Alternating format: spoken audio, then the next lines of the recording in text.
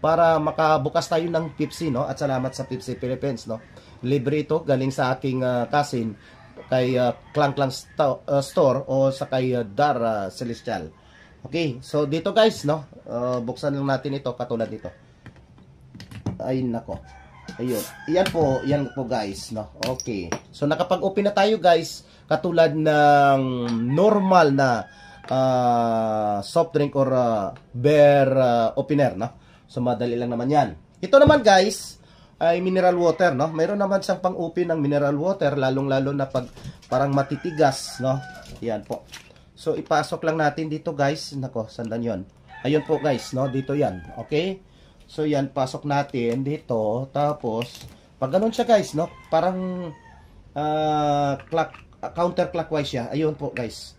Ayun, na-open na guys. Yun, with our 8-in-1 can opener, no?